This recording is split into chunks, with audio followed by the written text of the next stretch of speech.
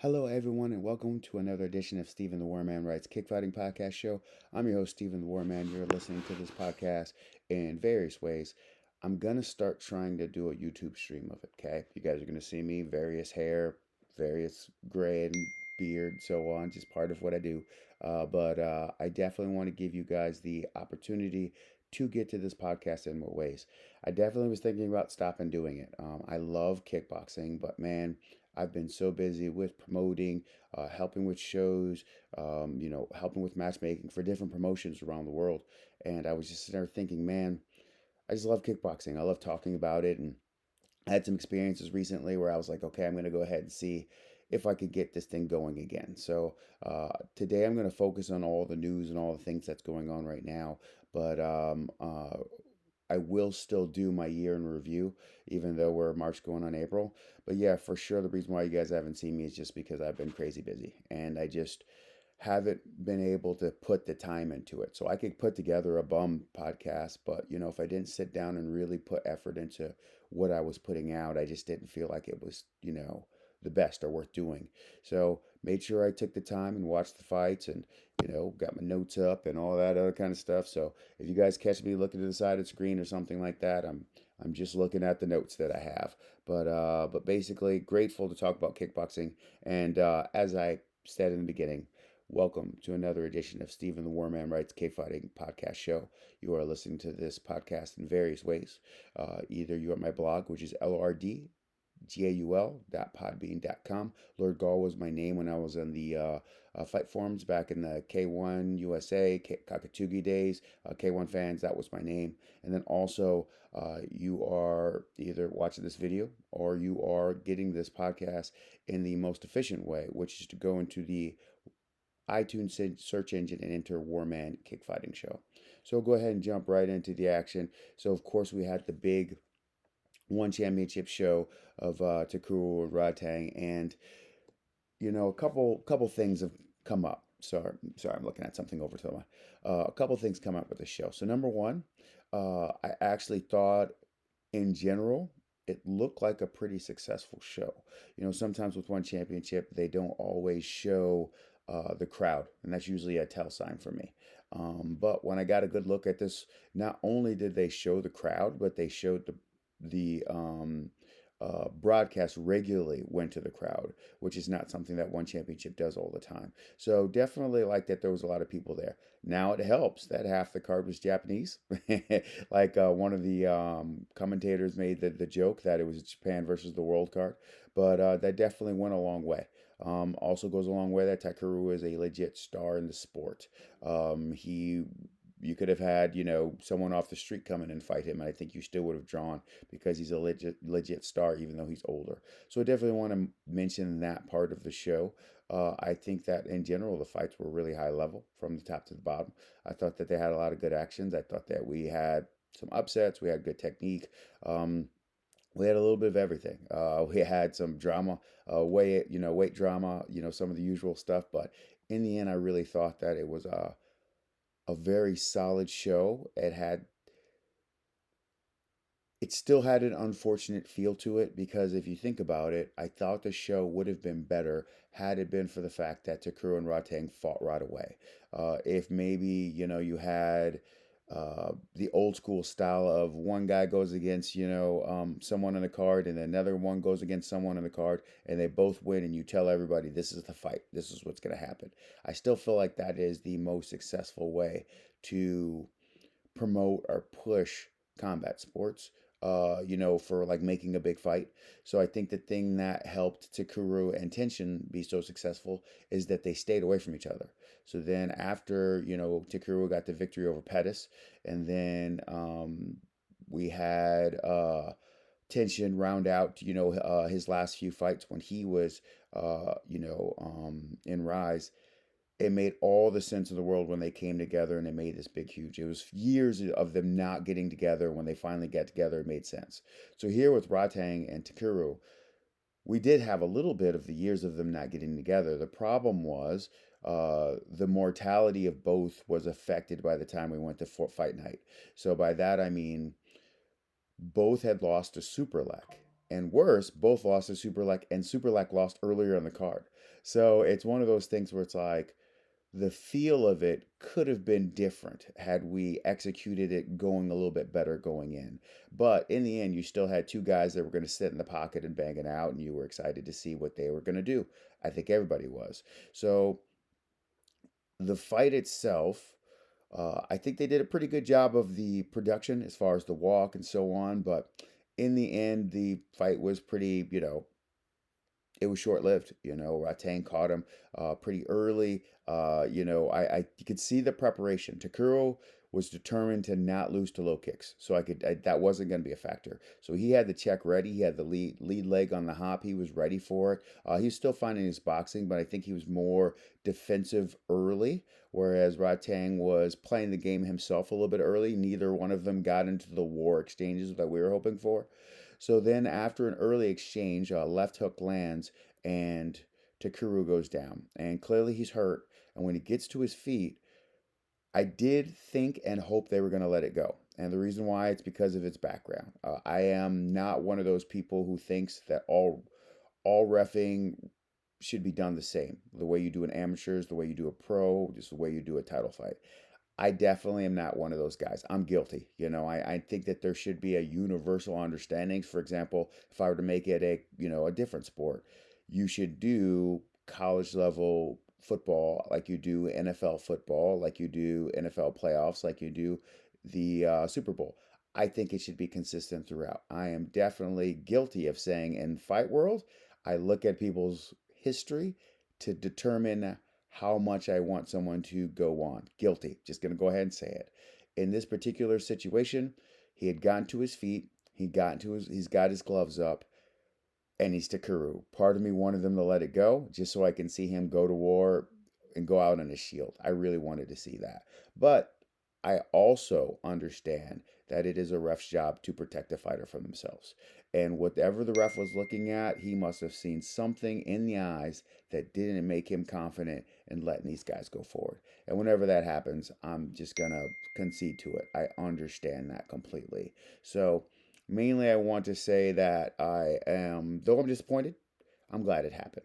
I'm glad the fight finally came together. And Takuru was always emotional in defeat. And it showed him with Chatri, and it showed he was humble afterwards. And both guys were humble going into it. This one didn't have animosity. This one didn't have the I'm gonna kill you, I'm gonna kill you. It just was two guys who were a little bit older who wanted to put on a great show and fighting.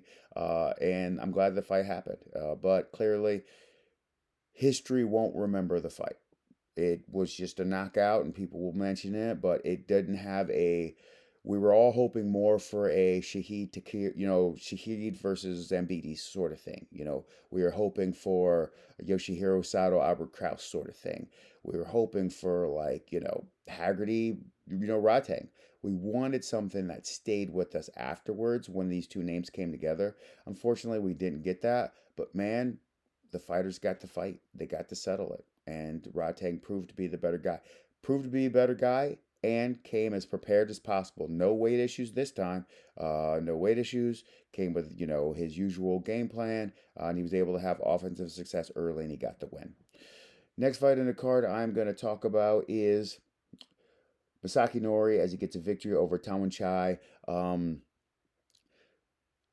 I've For those who follow this podcast for the 10 plus years that I've been doing it, I realized the other day, and I was telling somebody about the podcast that I started in 2009. It just made me, smile because I actually think it was 2009, 2008. Listening to other podcasts, and I'm thinking, man, I wish there was a kickboxing podcast. And I'm literally listening to the Jordan Breen podcast because he had a guy who would call in every once in a while and ask a kickboxing question. And then I realized, there is no kickboxing podcast. I think I've got to make the podcast. So I went ahead and put the effort in, and I made the podcast. I had no idea I'd be doing it this long. I actually thought I was just going to do it long enough until somebody made a kickboxing podcast, and then I'd start watching their podcast. But, I've seen a few come and go, and some people got to 10, 14, 15, 25, 40 episodes. And here I look at myself in the threes, and I'm like, man, I am grateful that I've got 300 plus, podcast out there. I never thought that was going to happen. But That whole time, if there's one name that you've heard on this podcast on a regular basis, it is one of my three kids. People who I seen at a very early age that I thought was going to be special throughout their careers. Iman Barlow, of course, who just recently retired, who had a special career, one of the all-time greats. Koya Urabe, who even though he had the one for one with his brother, I thought he's one of the most skilled southpaws I've ever seen. And then of course number one is Masaki Nori. Masaki Nori is one of the top five kickboxing talents in the history of the sport. He has KO power in both hands. He's got hand speed. He can get low kick stoppages to the outside leg, to the inside leg. He has such kick diversity. He'll kick you with the heel. He'll kick you with the shin. He'll, put the foot on it. He'll, put the knee on it. Like he'll do so many things to affect your leg stability that leads to offensive success. The hand speed, the sneaky knees, and the flash offense, spin kicks, jumping knees, double kicks. He has every offensive tool. He is one of the most gifted kickboxers in the history of kickboxing, period. He also has had these mental lapses where he has lost to guys that he is far superior to, and he's had times where he's fought elite guys where he wasn't his best self.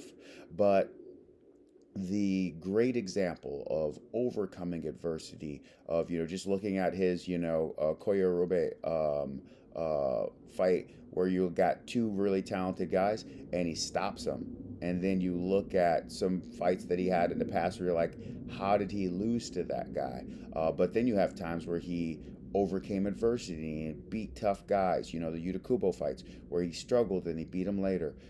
He has one of the most storied careers where there's just something along the line every single way. And here you've got a guy who's fighting at 126 pounds, moving all the way up to fighting at, you know, 70 kgs, the glamour division weight class. And he goes against Tanachai, who is super tough, super talented, had, beat Super Bond.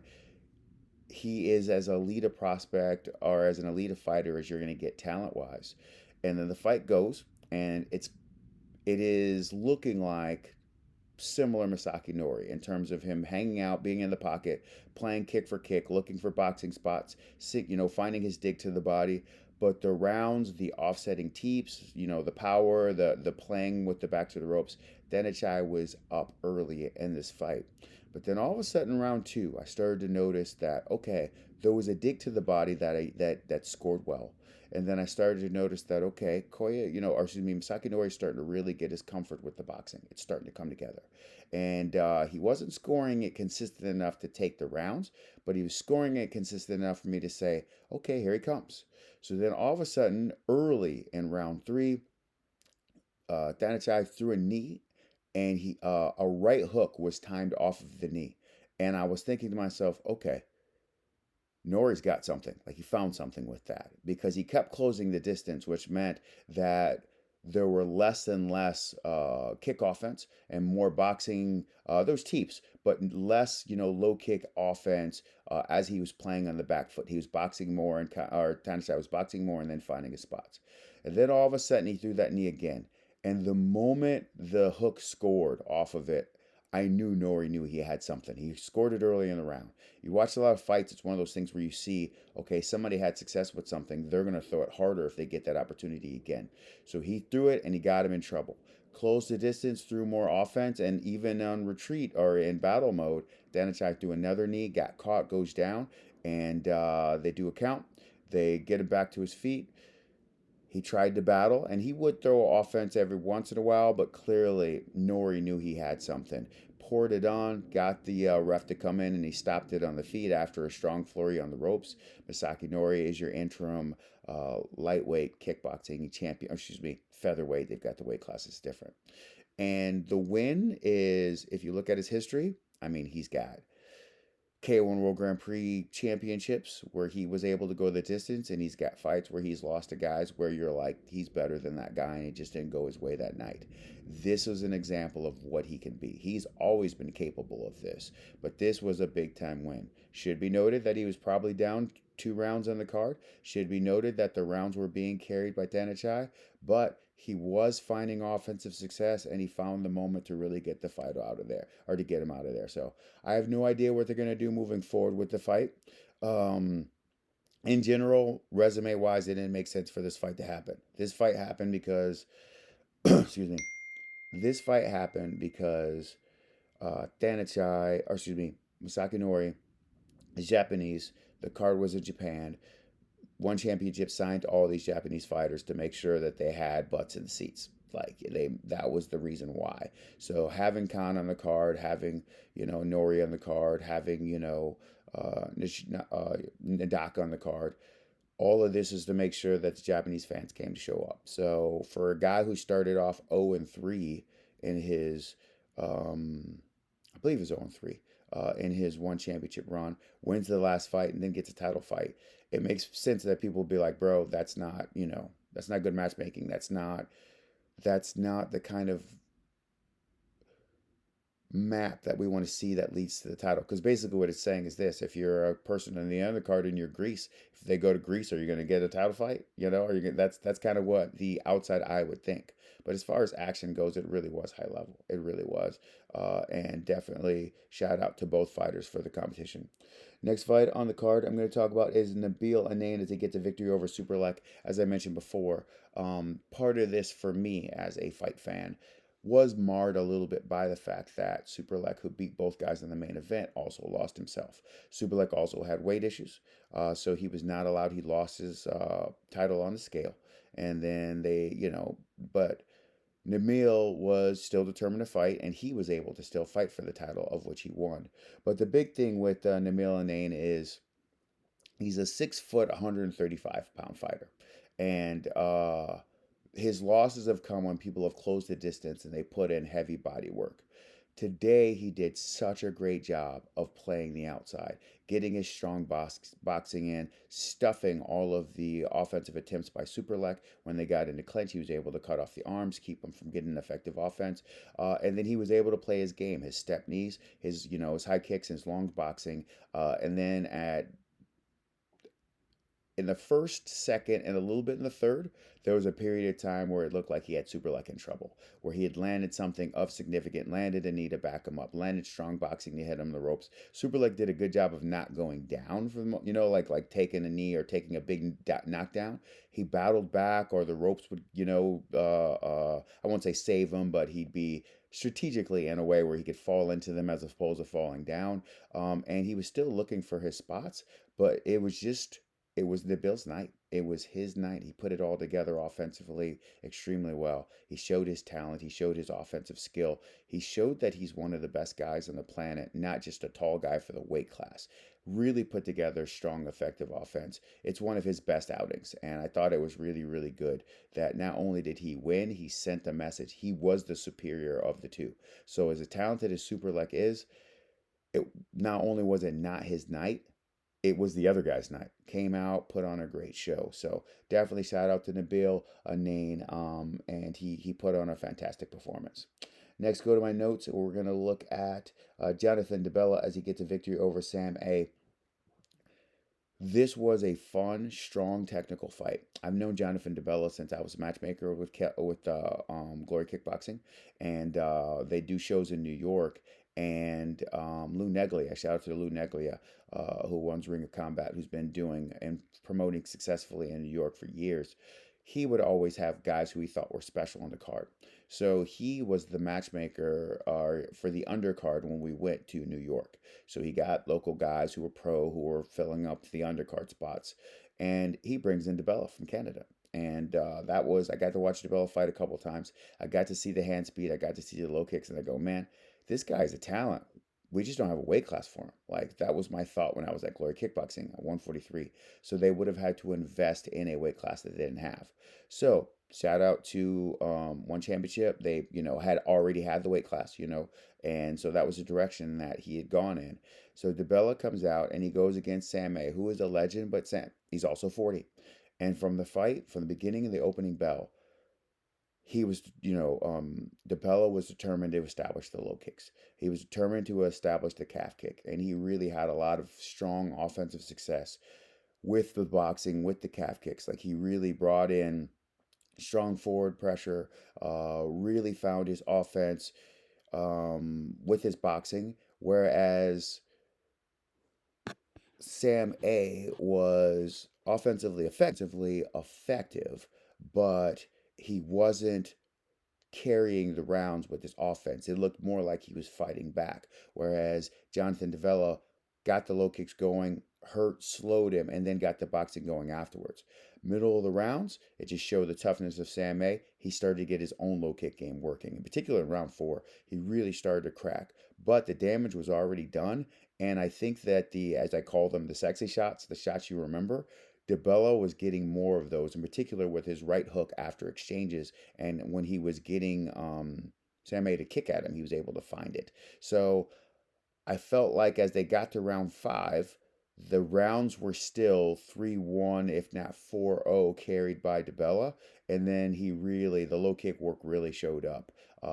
Every time he would take the calf kick, it not only did he grimace, but Sam A would go for a walk. He'd go to the other side of the ring, and DeBella knew he had it, especially after round four, because I believe that damage really showed up in like the last 10, 15 seconds. DeBella pumped his fist right at the end of the round because he saw the limp, he saw the boxing advantage that he had. He put on the performance that you want to put on the biggest stage. And again, it's a dream come true for him. Gets the fight in Japan, gets the fight in Bangkok, gets to show his talent as a kickboxer. It just came together. Fantastic, fantastic performance.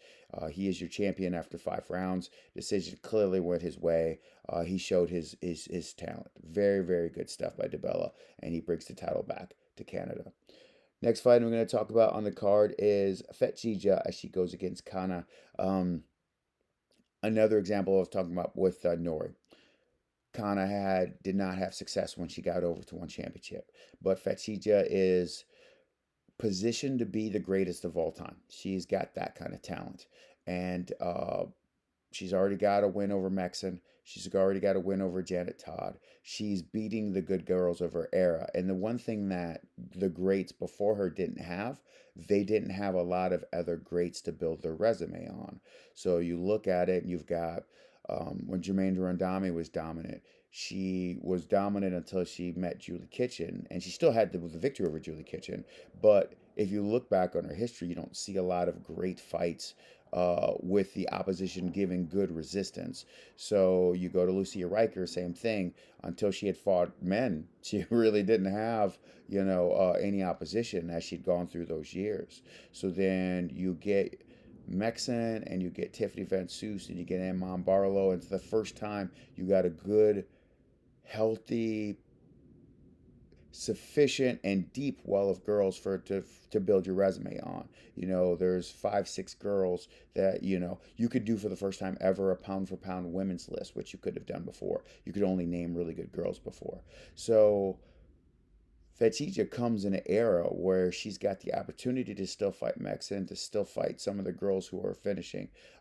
And she's got that opportunity to build her resume on who is out there with good girls who've built their resume against good girls. So she comes into this with the opportunity to fight Kana, who didn't get to fight a lot of those elite girls because she was over in Japan, but she still fought some pretty solid girls while she was in K1. She left for one championship saying that she wanted to go against the best, and I mentioned it in my podcast before.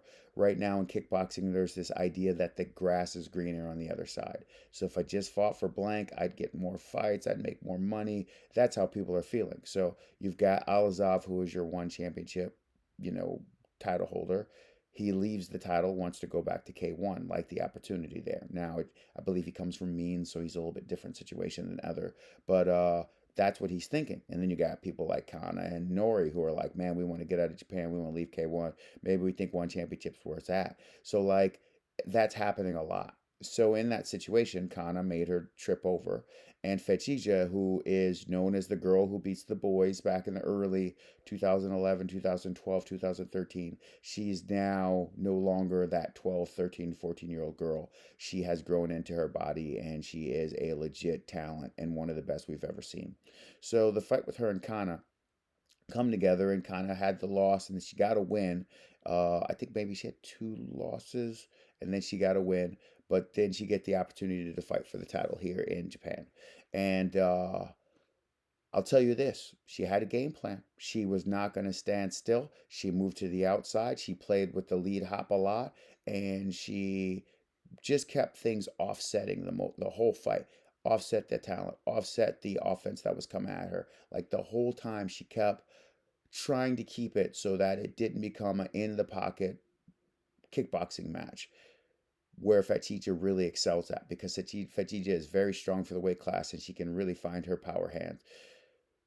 I felt like the unfortunate story of the fight a lot was the ref kept getting in on the breaks. Both girls lost a point and or got yellow cards in the fourth for holding. I think whenever they got into the exchanges, both would just kind of hold their arm out or stand next to each other. I prefer the K1 rule of just letting them fight out. Say, hey, I'm not going to get involved with this. Get back to fighting. Just don't grab each other. Just don't hold each other's neck. Work your way out of it. And I mentioned when Bacau won his second K1 World Grand Prix. I feel like that is the best K1 event of all time. I think there was one hold, and I think it's the best kickboxing event of all time. I think there was one hold in the whole fight, and the whole not the whole tournament, not the whole fight, in the whole event, if I remember correctly. And I think they did a good job of letting people work out of it, and not trying to get involved in it. And I felt like the ref, in his attempt to just make it a clean kickboxing fight in space, there was just too many times where he had to push them away, too many times where he had to pull in the neck. Now, he's talked to them both in the back and before the fight started. So this is him following up on what he said his protocol was going to be. So I'm not critical of him in that way. I'm just saying, as far as action goes, a big part of my memory of the fight is him breaking and separating them. But I think that kind of offered decent hand speed and some well timed kicks. But I think that the sexy shots, as I mentioned before, the shots that you remembered so much more consistently came from Fechija, who was able to score them, was able to close the distance, or was able to whenever Kana decided that she was going to bang it out, Fajita was hitting her more. It was just simple. It happened over and over and over. So definitely think that the decision went to the right person. Definitely think that the kickboxing resume of Fajita is continued to grow. And again, she's this. She doesn't even have her elbows, knees, and small gloves. This is her banging out in kickboxing, and she really showed her level. She's extremely talented, and congratulations to her on the win. Kana, I'm glad she got to live her dream. She's still living it. She's a little bit older, but one period of time she wanted to prove that K1 was the best in the world, and she wanted everybody to fight her at K1, and she had a long run, 10 plus years, and now one championship, getting the opportunity to go against some of these elite ties, and putting herself out there, fighting girls that are really, really tough. She wanted to fight Mexen back in the day, but they were in different promotions. So I'm glad that they came together and the fight happened. Also, should be noted, what do you do with Fetchija? That's going to be tough. They brought up Alicia Rodriguez right away. For sure, that's got to be next. For both girls, I think that makes the most sense. But don't rule out, don't rule out them reaching out trying to get Tiffany Van Soest. It would be an awesome fight. I don't know if Tiffany would do it. She seems to be happy in retirement, but money talks, and she's still one of the great talents. So if Egidia gets by Rodriguez, wouldn't be a bad idea for them to look into that. Next, we're going to go ahead and talk about Nadaka Yoshinara, who wins a victory over Rock Irwan. He was better. I mean, I've talked about him on the show before. He killed it for, the Raja Stadium, RWS. He's a special talent, and I've mentioned him several times in this podcast. But Nadaka was able to get his clean off. He just looked better from the beginning. I mean, the offsetting kicks, the body kicks, the high kicks, the straight left hand. But he scored a strong straight left in the third, did a small step back, waited for the opponent to settle, and fired another one. I mean, they didn't even count. Clean KO for Nadaka. He's an elite talent. Man, fight this guy more. And I'm glad he got to fight in Japan. I like him fighting, and maybe he still has a double contract, but I like him fighting in RWS. But He's a talent and he is must see TV. So if you ever get a chance to see what this young man brings to the table, Yoshinari Nadaka is a name to, and just go to RWS, just go to their they've got a YouTube channel. They do a great job of not only showing the whole fight, but like 2 3 minute breakdowns of highlights. So he emerged from that group. He's a super super talent. I think I'll wrap it up there. I thought that that was the heart of the card, but I do want to have to finish with the unfortunate situation of Murat Gregorian missing weight and then Kato Ono not taking the fight when it was point 0.8 over. Um, it is a fighter's contractual prerogative to not fight if they don't want to, if you have an agreed upon weight class and one of the individuals don't meet it. We are so used to them needing a paycheck and them wanting to fight a lot of time, wanting what does matter, that they usually say, you know what, I'm going to take this fight. I'm going to take this fight anyways. I game planned, I trained for this individual. I want to take this fight. We are also in the habit of, like with groin shots, putting the responsibility on the person who took the offense to still have to take the fight, to still come back and fight, to not stop. Hey, we paid to see this, or we want to see this, or we're watching this on TV. You took a groin shot, recover and go out there and fight. You got poked in the eye, recover and go out there and fight. Sometimes we unfairly put that responsibility on those individuals. I'm just saying this clear. I just want to be fair and say that that's clear. In this situation, contractually, they are supposed to fight at a certain weight. If an individual doesn't make the weight, it is up to the fighter who made weight to have a decision whether or not they want to compete. Most of the time, you give someone more money for the offense and you move forward. In this situation, Kato Ono did not want to fight. He wanted him to make weight or he didn't want to do it. And he decided not to fight. That is his prerogative contractually to do. He has done his end of the fight. I understand it. But I also understand if you're a prize fighter, we have already taken on a fight. We're taking on a responsibility that the average everyday human doesn't have. When we say we're going to go out there and we're going to put on gloves and we are going to physically inflict pain on one another to create the outcome of a winner, which is going to give financial benefit to both or one of the other parties. Because we carry that going into the sport, it is common practice that you fight anyways. I had a female fighter who fights MMA. She fought kickboxing. She fights boxing, and she took a short notice fight. And the girl that we took the girl who had the fight for the longest, she didn't make weight. And we had do we still want to do this? And we're negotiating, we're doing money, and we're doing all this. And we took more money and we ended up taking the fight. And scorecards, we thought we won clear and didn't go against us, so that always shows up. So that is that part of it. But we understood that, hey, there's a financial incentive in going forward with this. Whatever the financial incentive was, it didn't seem like it was there enough for Ono to take the decision, to Kato to take that. But it also sucks because Murat Gregorian is one of the must-see fighters in the sport. He is going to be the highest level of guy. He's going to push forward, box. He always wants to be on the Japan card. I think they have something worked out, financially or contractually, where he gets on that card because he's been on the Japan cards. He wants those opportunities. He wants to compete. And point 0.8, he still felt like it was close enough where it wouldn't have been an advantage. The other girl was like 2 pounds over pretty much. And it was point 0.8.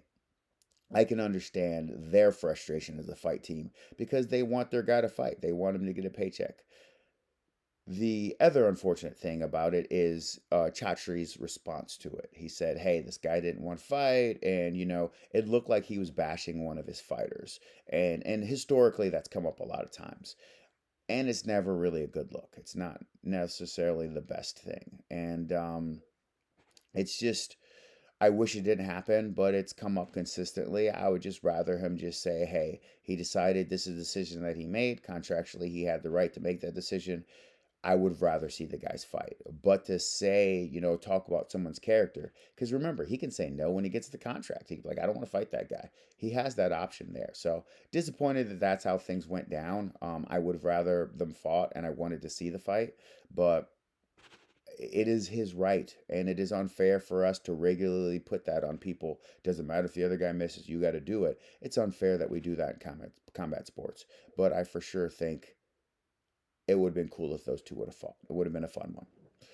Next thing I'm going to talk about is I think I'll look at this weekend's card. I won't talk about all of it, but the Rise to El Dorado card, they got another tournament. I'm going to talk about the stuff that Glory's doing because they're doing a lot. But we got Rise to El Dorado. It's coming down this weekend, March 29th. We've got Hiroto Yamaguchi's on the card. Always dope there.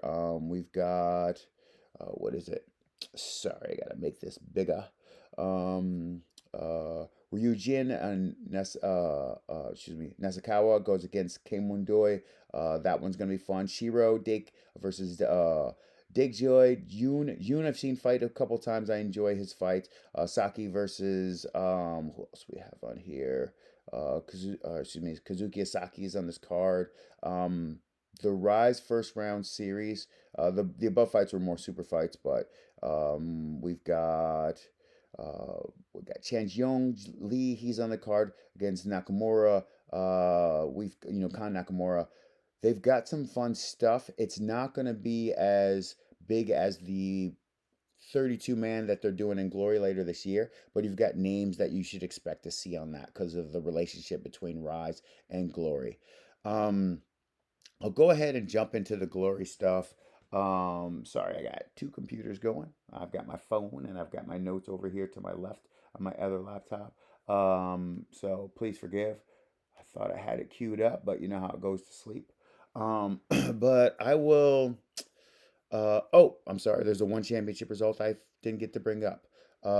Big time win, big time win for Nikki Holtzkin, and it's Nikki Holtzkin who sorry, we're right back to it. I apologize for that. While I was looking for my notes for the Nikki Holtzkin comeback victory as he was dropped and then he was able to come back and win the fight. I mean, it was all awesome. I mean, it was all first round, but like I wanted to just talk about Nikki's long-term stability and how long he's been in the game and his consistency of going against elite guys. And as I was looking for my notes and I was looking for what I had saved, I realized that I made a mistake and my my microphone got unplugged and stuff got mixed up. So I apologize. So hopefully we're back on track now.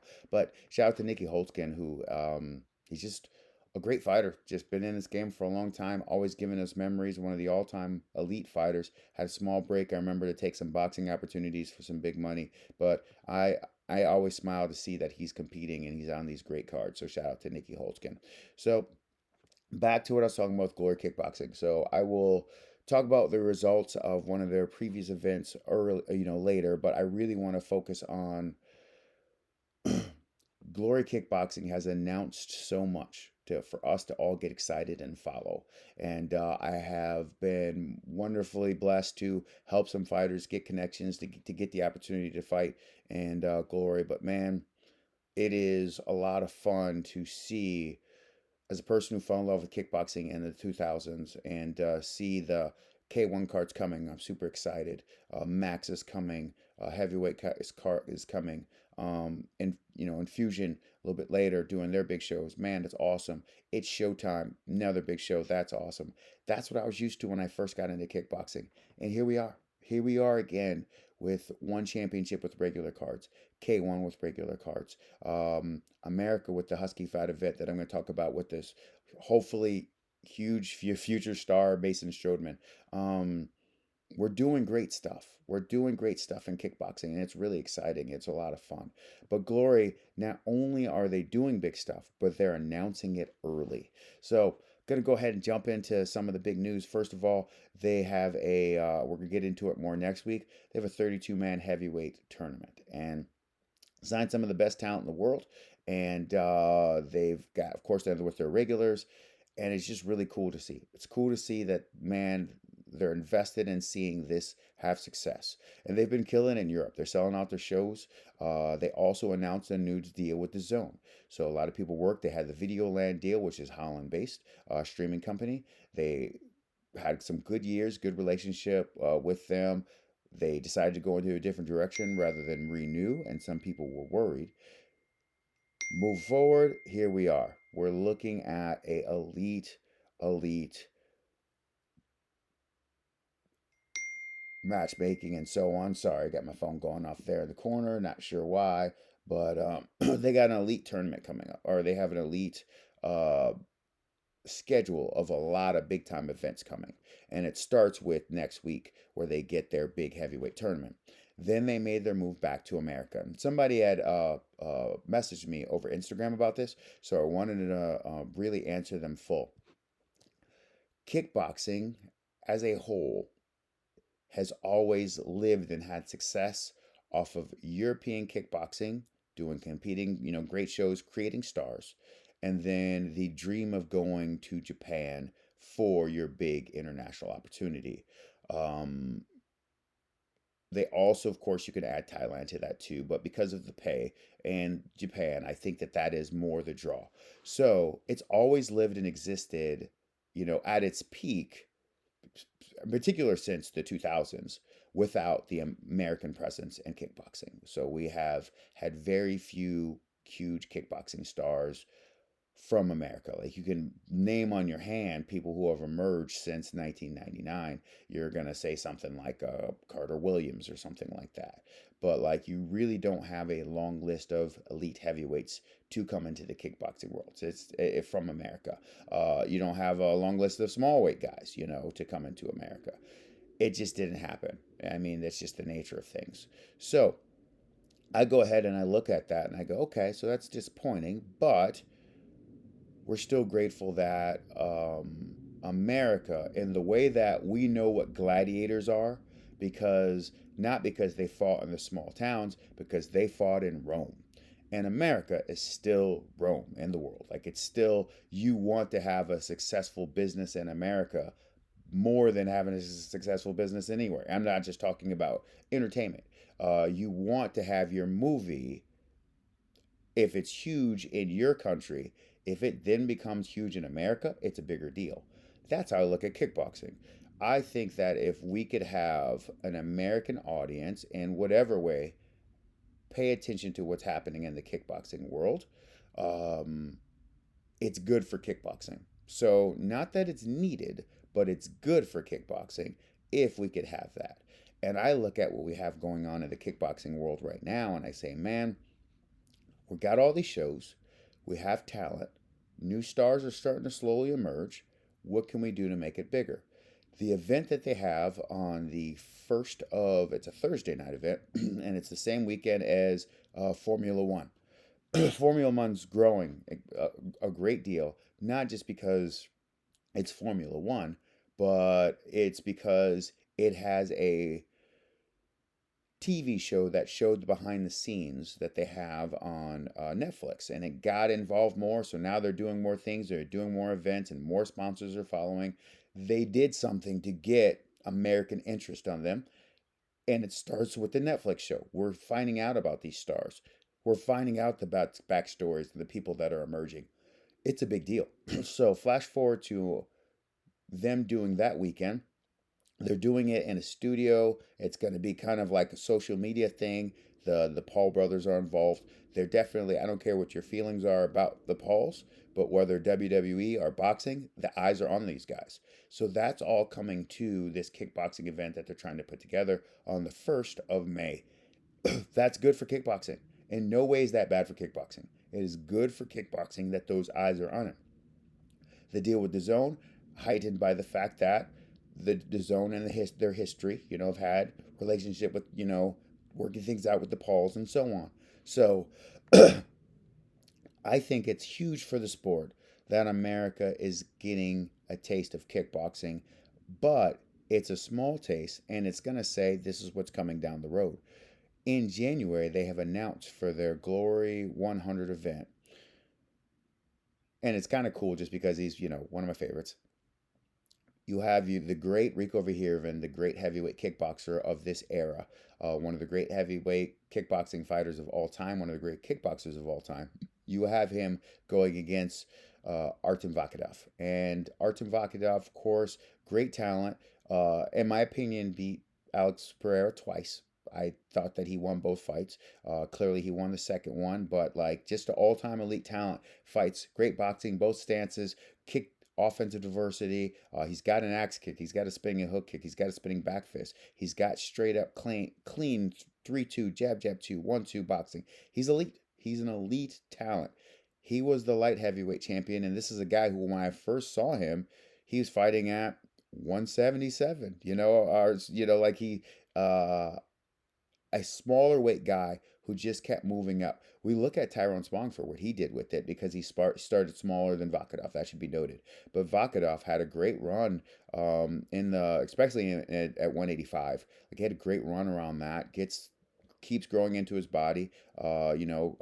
Kind of reminds me of Vitaly Akramenko for the old school guys. But like kept growing, became a solid 205. Started doing MMA. After the Glory thing had ended, wins on the contender, gets the opportunity to get the UFC contract, looked at the contract, said, man, I really appreciate this with K1, or excuse me, with UFC, gets the opportunity to fight for them, but he says, you know what? I'm older. I need to get a bigger check. I've got a family to take care of. I was getting paid more money in kickboxing. Don't know if I have the time to work myself through the ranks. Decides to go to kickboxing. It's going to be an awesome fight. It's going to be an awesome fight. We've never seen it before, and it's an elite talent. It's really, really special that they have that. It's going down. Also, Sergey Mosablayev is going to go against Kababez for the light heavyweight title. Those are two extremely, extremely elite fights. It's just, and that's for your UFC 100 weekend. I'll be there. Actually, I'm supposed to be working the corner for an MMA event that Sunday. So I'm actually going to be in town to see the action. But man, I am excited about what's happening for them. And not to mention that they've got a featherweight tournament for around 143 pounds, but they've got a heavyweight tournament, or excuse me, a featherweight tournament, and that's going to be 32 men. So just doing absolutely phenomenal stuff in kickboxing. So I'll go ahead, and there were a few results that I missed. I'll go through them kind of quick. Uh, Tika Kwasi gets a victory over Theodore Histrov. It's pretty much 49-46 and then 50-45 on all cards. Kwasi is going to be in the main event with Bestati. That's what the main event's going to be on that May 1st card. So I needed to mention that result because of what fight's coming up. They're going to do it again. It was your lightweight champion.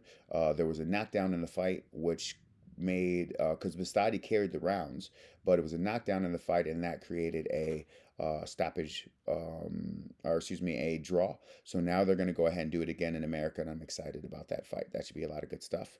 Next we got Kim Casares. He gets a victory over Maury Kramas split decision. But you know how glorious split decisions are. 30-27 twice, 29-28 twice, but it goes in the favor of Casares. Michael Bopea spinning back fist was the finish, but him and Ibrahim Albouni, he's really showing his talent. Like he is getting better all the time. Bopea's really, really tough. He's a good kickboxer. He's got good kickboxing skill. We're wondering if who's going to come up and challenge Donovan Vise, who's been such a strong champion for so long. But man, he had good moments in that fight, and I really think that he's going to be a talent to pay attention to for a long time. Don Snow it's another victory, gets another KO stoppage. They got something there. Young star there. They're building him. They're continuing to use him on the undercard and give him fights. It's going to take some time. The person that he's going to be next year, 2 years down the road later this year, you keep him fighting, you're going to see that person. So good stuff there. And then also Hamicha is another stoppage victory. He's him. He's legit. We've got to get him in the conversation for the title now. He just has these long gaps, whether it's injury or life, but he has these show up, fight, get us all in love, get us all excited, disappear for a year. So hopefully they can keep the consistency with him. And then I'll say, let me see. Uh, yeah, I mean, Moosehead, Selmovic got the KO over Ilias Homachia. Ilias has had some struggles. He had some moments in his fight, but He's been stopped a few times. If I remember correctly, it's been a while. I think that was a fight where he got a knockdown, and then excuse me, Hamicha got a knockdown, got tired, and then Mosid came back and got the victory later, if I'm remembering it correctly. So, but I just that's an old result I was looking at. I didn't have that on my recent notes. I just threw that on as a bonus for y'all. So, but yeah, so that's we've got really big things going on in kickboxing, and I want to finish with the Husky Fat Promotions. I got to be a part of helping that. As I mentioned, I've been helping with a lot of fight cards. And a couple of fighters really showed their talent. Uh, First, I want to say my own fighter, Anthony Riles, who has been a solid kickboxer, Muay Thai fighter for a long time. We've been streaking lately, and we got the opportunity to fight in the card. And shout out to the Chase McDougal, the young man who took the fight, who's got a long MMA background, and he'd been doing kickboxing. He's coming off of victory at Small Gloves Kickboxing. He took the challenge, and my fighter tone's really tough, so I was really grateful for the opportunity. But we've beaten a guy from England. We beat one of the better guys from America. Now we've got back-to-back stoppages. We're rolling. Like I'm really really excited. The one loss that we've had was we lost a point to a low blow like 8 seconds into the fight. Like we didn't even get into the fight, but if you're already down 10-8 before any of the rounds happened, that was our loss. So I was grateful for him. He was able to come out and get a victory with the knee. He scored a knockdown, and then he scored a slicing knee right at the towards the end of the second round. So he was able to get a stoppage. He does have interest in from K1, so we're grateful for that. And then Mason Strodeman, who is the young talent that is birthed from Cooley. A lot of people know Cooley is my first champion. He opened a gym, and he's been doing things really well at Warman Muay Thai in Warman, you guys know from podcasts, but Warman Muay Thai that is based in St. Paul, Minnesota. And he was a strong guy. So a lot of people who do the amateur tournaments in America, they don't always have the fight style to then turn it into a career in kickboxing. It's usually it's clinch based, there's elbows, there's elbow pads. The flow to it is if you're in trouble, you get into your clinch, you don't get into clean kickboxing in space. It's different, it's a different game. So the hope is of course that you still find an American prospect to have success from those tournaments. And I was able to, the IFMA team was one of the main things that I looked at when I was the American matchmaker, if you will, for Glory. I looked at Troy Jones, who had a resume and, a lot of the amateur tournaments before he had gone pro. And, I'll be here all day with Jenkins and some of the other names that I was able to sign that were based there. So flash forward to Mason Strodeman, who had success in those tournaments, but he had a different style. He moves forward. He lets his hands go. He believes in his power. He's not scared of anybody's offense. He brings that to the table, and he's got a smooth combination to low kick flow when he uses it, but he believes in his power, and he believes in his, we had the one clinch rule, which K1 has laxed, but for what we had with the sanctioning body, with the rules of kickboxing, they had just the one strike. They normally have an active knee clinch until things stop in Oklahoma, but they had moved it to a one clinch rule, which was the old K1 rule. So that was allowed under the sanctioning body. So for those who are like, he did lock on to a collarbone when he threw a knee. I think Beyond Kickboxing had brought that up. It was mentioned mainly because the rule set that was described in the back. So that's why that was done. It wasn't done out of maliciousness. It was done out of what was described to them in the back. They said one knee, whether clinch or in step up. So that's where that came from. So definitely shout out to them for giving that opportunity, for letting us go out and compete, letting the fighters fight, because the tournament that was put together was a phenomenal and fun tournament. There was one decision, and those guys went to war. But other than that, there was stoppages in all the other tournament fights. So Strodeman came out really, really aggressive, scored a KO with boxing or knees in all three fights. We're talking about a guy who's under 25 years old, a guy who has all of the offensive tool. He's got the look, he's got the work ethic. I think he's got the potential to be the first great kickboxing star at 70 kgs, the one that we didn't get to have because we didn't have Alex Gong. And of course, you guys saw the little video that was floating that I did on Alex Gong. But Alex Gong was our last great American prospect. Now, Dwayne Luger was tough, and he was a good guy, and he had some good success in K1. He didn't have the resume of Alex Gong, who really did have the potential to be a huge star. If he could have, I think you would have been talking about him like we talk about Masato, like we talk about Andy Sauer. Now, I don't think that he would have been K1 World Grand Prix champion like Bocao and them, but you would have known him as a regular, as the American kickboxer who was out there had he not lost his life, unfortunately. So I think Strowman's got the potential to be that. He really put on a great show. He really showed his power. Um, you know, uh, I think he's special, and I think he could be a star. Also, shout out to Francisco Cabanes, who was on the undercard, who's fighting again next week. He really showed his kickboxing skill and his low kick stoppage. So even America's trying to get involved in what's happening in kickboxing in K1. So grateful for what's happened in future. K1 making more of a venture into the states. Glory coming back to the states. One Championship announcing that they're coming back to Denver in August. We got so many good things happen. So I'm grateful what's going on in the kickboxing world. I had to come back and do the podcast. I will try to keep doing this regular. I'll try to do it on video, and I'll try to do it, so you'll see it on my YouTube page. And I'll try to keep doing it in my regular podcast. But that you're going to see, on iTunes and so on. So I'm just grateful to be back talking about elite level kickboxing. God bless you guys. Have a good one and stay with me. Peace.